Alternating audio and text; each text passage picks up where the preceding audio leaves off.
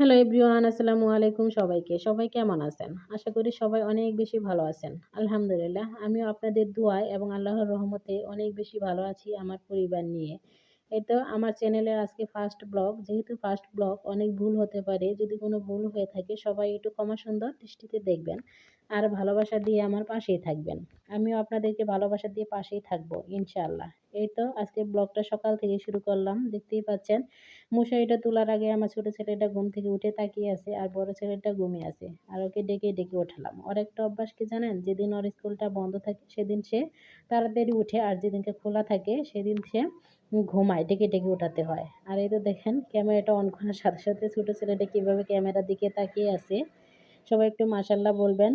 এই তো আমার সংসারটা আমার ৩ ছেলে মেয়েকে নিয়েই। আমার মেয়েটা স্কুলে প্রাইভেটে চলে গেছে। ওর যেহেতু স্কুলটা বন্ধ, রমজান মাস, প্রাইভেট আছে, সে প্রাইভেটে চলে গেছে। ছোট ছেলেটার স্কুলটা এখনো বন্ধ দেয়নি। যেহেতু প্রাইভেট স্কুলে পড়ে, তার জন্য স্কুলটা বন্ধ হয়নি। ঈদের ৩-৪ দিন আগে হয়তো বন্ধ দিবে। তার জন্য এই যে ব্রাশ করতেছে, স্কুলে যাবে। ওকে ব্রাশটা দিয়ে আমি এদিকে নাস্তা বানাতে চলে আসছি। ও ব্রাশ করতে করতে নাস্তা বানিয়ে নিব।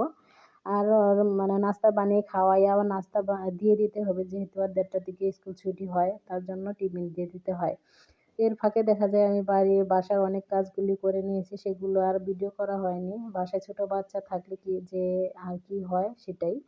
আর এইদিকে আমি বিকেলে রান্নার জন্য দেখা যায় যে ডাউল আর শাক ভাজি করে নিচ্ছি, আর সেহরির সময় একটা ভর্তা দিয়ে দেবো। আজকে মেয়ে বলছে হালকা খাবার খাবে, ও মাছ মাংস সেহরিতে খেতে পারে না, যেহেতু আমার মেয়েটা রোজা রাখে, তার জন্য ওর জন্যই রান্না করা।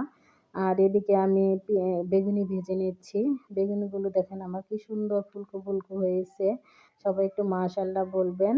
তাই না? কত সুন্দর হয়েছে না?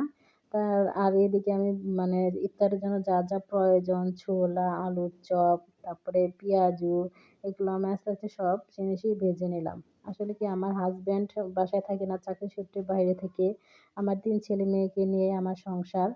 আর এদিকে আমার সবকিছু ভাজা দেখেন হয়ে গেছে। রান্নাগুলো কমপ্লিট। আর এদিকে আমি এই যে মানে মুড়ি মাখানোর জন্য সালাদ সব কেটে নিয়েছি। শসা, টমেটো, ধনিয়া পাতা, পেঁয়াজ এগুলো নিয়ে। আর আজানের দেখেন টাইম হয়ে গেছে। এখন আমি মুড়ি মাখাবো। আর এই সময় হাসব্যান্ডকে অনেক বেশি মিস করি, যে একটা রমজান ইফতার যদি আমাদের সাথে করতে পারতো কতই না ভালো হতো, তাই না? যাই হোক, আজকের ভিডিওটা এই পর্যন্ত। সবাই ভালো থাকবেন, সুস্থ থাকবেন আর আমাদের জন্য দোয়া করবেন। আসসালামু আলাইকুম।